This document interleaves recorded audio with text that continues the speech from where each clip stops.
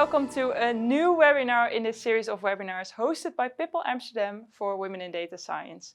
Women in Data Science is a conference initially founded by Stanford University, and we from Pipple are very happy to give you more information about data science and inspire and inform you, giving our experts who are going to say something more about their experiences. Today we're here with two of our experts from Yacht. Yacht is a company that is there to connect and also develop starters, new young professionals, and to give them a flying start within their career. We're here with Muriël and Britt, who will introduce themselves later. How are you girls? Great, thank you. Excited to be here. Nice. So I just want to make you aware of one thing. During the premiere of this webinar, we have a chat box available on our website, wits.amsterdam, where you can type all your questions and remarks. Muriël and Britt will be available to answer all of these questions.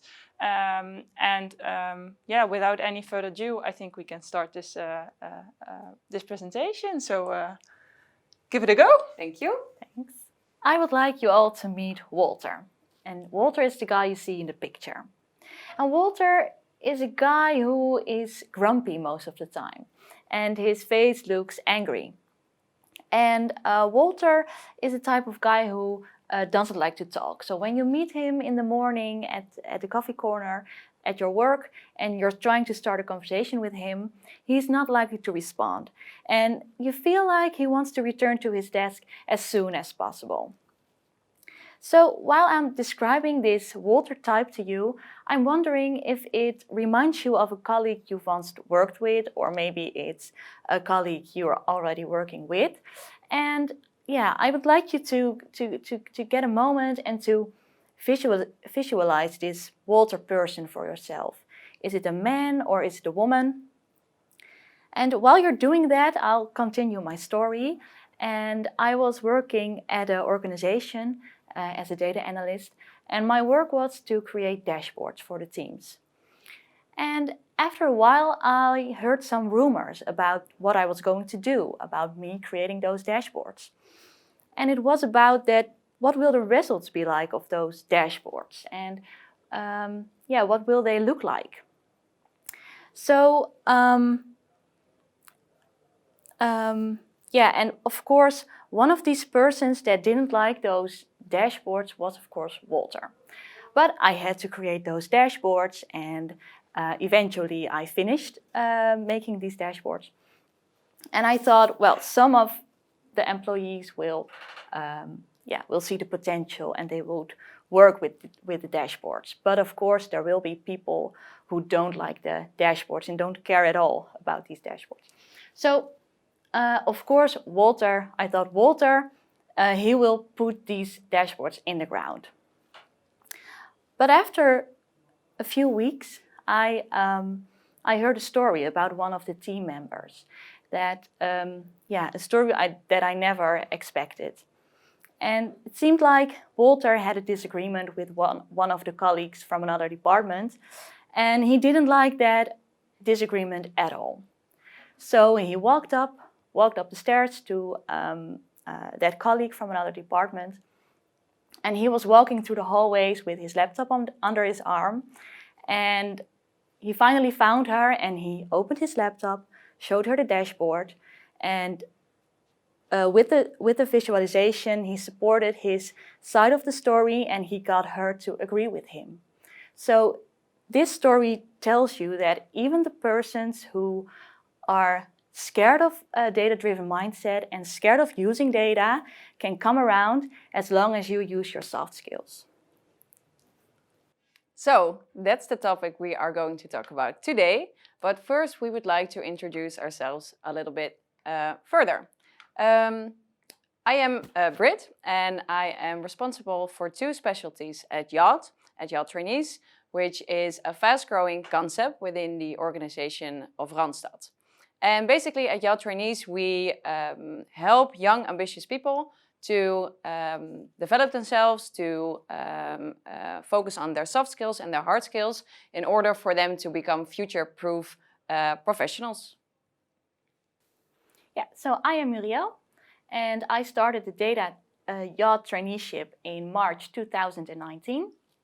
And during that 3 years traineeship, I focus on my professional development by working for different companies every year.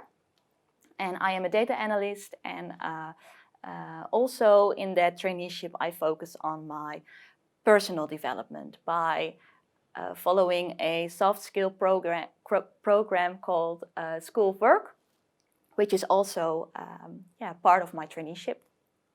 Okay, so why are we here today? Why are we doing this webinar? It's probably no surprise that a lot of people are not convinced yet when it comes to a data-driven mindset. But it's really important because the environment, the world is changing very rapidly, and data is becoming more and more relevant every day.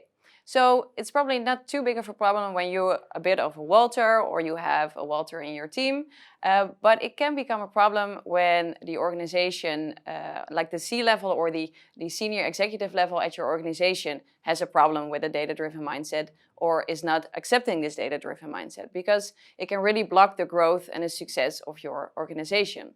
So that's why we're here today discussing the importance of developing and using your soft skills in order to create this support base for a data-driven mindset within your organization.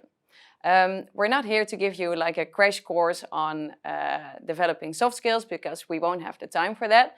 But we do hope to inspire you with our own experiences, and with, we hope to motivate you to get to know yourself a little bit better, to get to know others a little bit better, in order to have some more effective communication.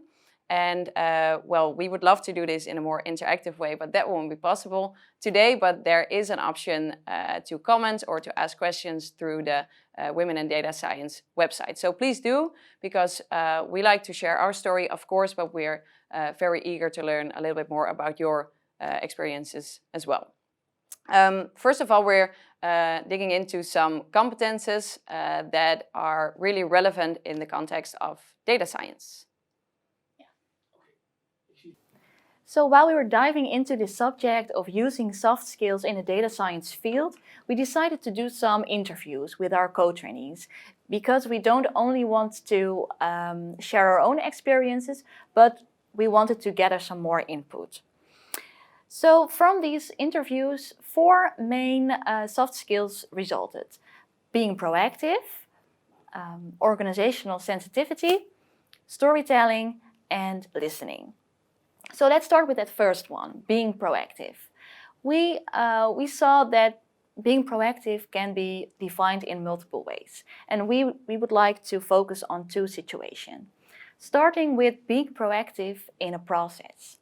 So during these interviews, I talked to one of my co-trainees, and she told me a story that she once designed a change for a user system, because she is a UX developer. And she heard some rumors that the IT department didn't want to finish that change because they didn't like it or anything. And she decided to be proactive. So she walked up to the IT department and talked to those IT employees. And she explained some more about why she came up with that change and what the users could get out of that change and why it was important. And in that way, she convinced the IT employees to finish that change. And she told me that because she faced the people that she disagreed with, she got her job done. And that's the lesson she got from that, from that story. So we see from experiences that people don't like change, and they don't assume what a person is telling them, especially when that person is new. And they want to see the face behind that change into a data-driven mindset. So that's the second situation we would like to, we give you strongly advice to meet as many stakeholders as you can when you're entering a new organization or a new department or a new team. And meeting stakeholders can be formal. For instance, you can invite the people for a meeting and get to know them and discuss what you're going to do. But don't underestimate the strength of an informal meeting. For instance, walking by someone's desk and begin a spontaneous talk, or start a conversation with that higher manager at the coffee corner. And of course, nowadays it's hard to meet someone spontaneously, like walk by someone's desk or start that conversation at a coffee corner, because we work from home nowadays. And that's another advice we would like to give you, to be more and more proactive because you're working from home. And for instance, planning some meetings with your new colleagues and invite them for a digital get-together to just get to know each other. And I started at the Rabobank 2 months ago, and it really helped me to do that, because in that way I could define which people could help me with which task. So as I mentioned before, the second soft skill derived from those interviews is organizational sensitivity. And I think we all know that it's important to know the formal hierarchy in an organization. For instance, who form a team together, who is that team leader, who is that manager, but it won't guarantee you support for a data-driven mindset. I experienced that on my own. Once I worked for an organization as a data analyst, and I was hired to create dashboards, as I told you. And that didn't guarantee me that all the teams would use my dashboard, or even in the higher management, there were people that didn't support me creating their dashboards. So after a while, a new project started at the department, and that project was about the teams to criticize their own work, their own processes. And the project manager, he really liked the idea of using dashboards to do that. So he got me into the project, and I noticed that that project manager really had a natural authority, and people tended to listen to him. And he even had links to the higher management. So I experienced that I could not convince the people on my own, but that I needed another man to do that for me, or another person to do that for me. And so connecting with that one crucial person helped me to get the teams to use my dashboards, and even the higher management got interested. So that story shows that when you're struggling convincing people in your organization to use a data-driven mindset, look for that person in the organization who could help you. Who is that person with that natural authority? Who is that person that everybody wants to listen to? And even who is the person that has higher links, or has links with the higher management? If you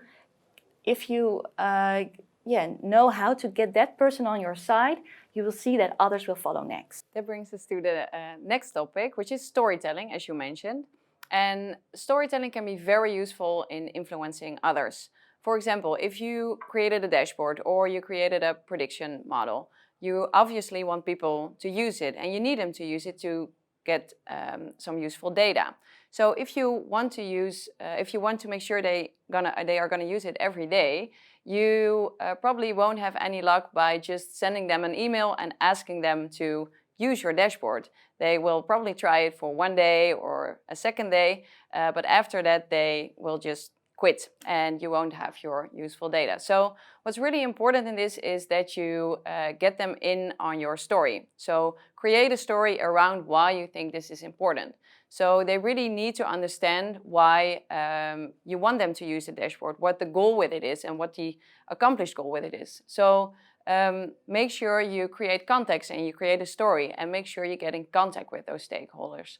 So make sure you tell them how you created such a prediction model, what the data set looked like, what your concerns are with the prediction model, and most importantly, make sure that they understand what's in it for them. So make sure there's a win for them in it. That's probably gonna help if you want them to use the dashboard. So there's actually a really fun saying that's, I think, nice to mention here. So without data, you're just a person with an opinion. But another saying I think is more appropriate in here is without storytelling skills, you're just another person with data. And I think that's really accurate, because if you have all these beautiful models and all these beautiful prediction models and dashboards, you really want people to use it, and people are more willing to use it if they know the story around it, and it's up to you to tell the story to other people. The last competence we want to discuss is called listening, and it's really in line with storytelling.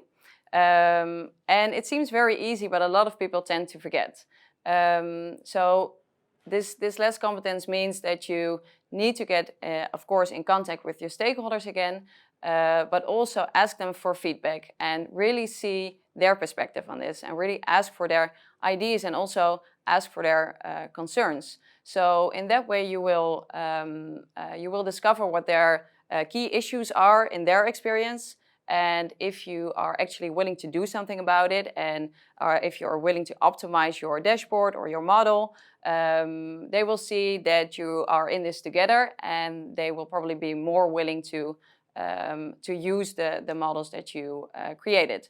So it seems obvious, but don't overlook it, because it will really help you to be successful in convincing others and in getting people in your direction.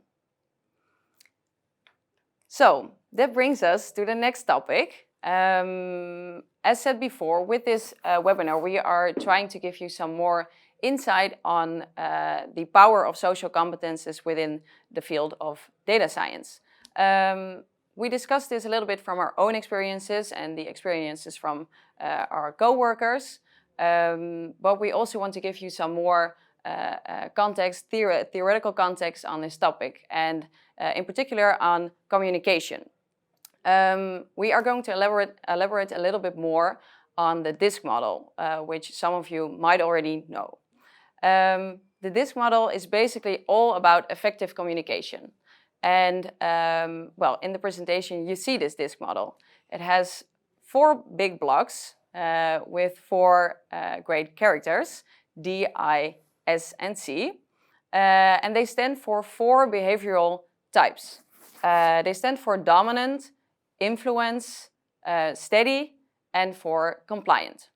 And these 4 behavioral styles are very important to keep in mind when you want to have an effective conversation with someone. The model shows actually different types of people. So on the one hand, you have these extroverted people or active people, and on the other hand, you have these introverted people or reflective people. Also, there's a big difference between people-oriented people and task-oriented people. And this model shows how you can have an effective conversation with someone. And also, this is very useful if you want to convince or, if you want to convince other people or get someone on your side. So basically, if you understand this model, communication is going to be way easier than you think. Because effective communication is not just about, it's actually not about changing your behavior or changing your personality. If you look at this model, it's not that you, if you, for example, are a person with a preference in the red style, you don't need to be another person to have an effective conversation with someone else. But it is about understanding your own behavioral preferences and that of others, of course, and to make optimal use of this knowledge in having a conversation with someone else. So basically, if you're in an organization and you are trying to get your C-level or other persons in your team to become more data-minded, then it's very important to keep this in mind when you start a conversation with someone. So we're going to tell a little bit more about these different colors. And let's start with the red one, dominant, for instance. These are, most of the time, these are very active and dynamic people. They have a firm handshake, they have a clear voice, and well, as I said, very active. They're direct, they're decisive, and you can keep this in mind when you're trying to start a conversation with someone like this. Make sure when you do that you are to the point, for example, that you talk about the bigger picture. So skip the details. This is not what this person wants to hear. Also very important, give alternative options, or give alternative options so the other one can decide for himself. And don't start a discussion if you don't have any facts. So make sure you have those when you begin. Let's go to the next color, which is yellow. And you can recognize these people because they're kind of expressive. They talk a lot with their hands. They're very inspirational. They're interesting. They're interactive. They can also be a little bit impulsive or irritating, which is more on the negative side. But keep that in mind when you're trying to start a conversation. And what's really important to do if you want to get those people on your side is to make contact and start a conversation. Be friendly and personal. Also give compliments and show that you really care. And again, with these people, avoid details. These people don't like to go to dive in too deep. And also what's helpful with these people is to help them give structure. So stay in the lead of the conversation. These people need some guidance with structure. The next one is the green one, which is steady. These are more passive and introverted people. They are stable, they're attentive, they are very willing to help. They're also very willing to listen, so make use of that. And if you are in a conversation with them, then be calm and be friendly. Show real interest in the other person, and present your story in a non-threatening way. So if you're in a conversation with them, don't raise your voice, and also don't force them on making a decision. Really keep it to the pace of that person. And then the last behavioral style we want to discuss is compliant. And these are people who score high on quality and on rules. So these people are precise, these people are correct and a little bit reserved. They can be cautious and careful. So make sure when you start a conversation with these people that you prepare your conversation very well. Choose a somewhat formal approach and really present your details and use facts. So just don't start a conversation like that, but really use some great arguments. And give time and space. Create an action plan with a time path that's really clear, and these people just don't like to be surprised. And the last one to really keep in mind is don't make any promises that you can't deliver. And I think you have a great example on how this model worked for you in a typical example. Yeah, I do. I once experienced a situation where I really struggled with the communication style of another woman. And she was a dominant, or she is a dominant woman, and she has really those red characteristics, whereas I am a steady person, and I have these green characteristics. And you see in the picture that it's very challenging to work together if you have those two characteristics. So I needed this woman to give me her data. I needed data to create dashboards. And in the beginning, I had the following approach. I invited her for a meeting to describe the context, why I needed the data, why I needed to create those dashboards for the business. And she really gave me her opinion and her perspective about this data and these dashboards, why I should not use the data. And because I am a green person, I didn't like any discussion or any confrontation, so she convinced me to not use the data. After that meeting, I was empty-handed, and I was like, oh, this didn't go well, I have to change my approach. So I decided to do some research in her communication style and my communication style, and I decided to turn my people-oriented and my teamwork-oriented a bit down. and I changed my approach. So from that moment on, I made sure I talked to my manager about using the data and got his approval. And after that, sent her an email with the request to get me the data. And that felt really not natural. So it felt very demanding, and I didn't like that approach, but I experienced that it worked very well, because the next day I got the data without any discussion, because she thought, well, okay, we got the approval from our manager, so they don't need my opinion. So I learned that although it felt really unnatural to use another communication style, it really helped me improve cooperation with someone, and it even got us a better relationship at work. So that's probably the last part of our webinar. We hope you enjoyed it. We liked telling our story. We hope, of course, that you got a little bit inspired on the topics we discussed, and see the importance of the different competences, but the soft skills in general, to convince others of this data-driven mindset, and therefore also convince your organization of a data-driven mindset.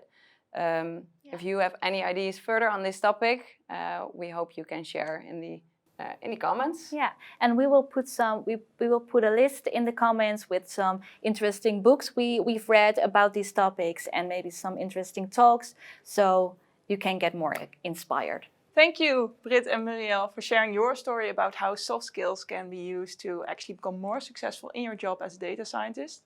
I know for sure that I will use some of the techniques that they use, and I will definitely have a look at the book list that they will put in the chat box, so that I can get more information about how to actually become more successful within the things I do.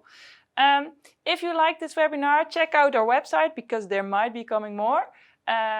We have some other female experts that will also share their stories about how they use data science within their company, and this might be interesting for you.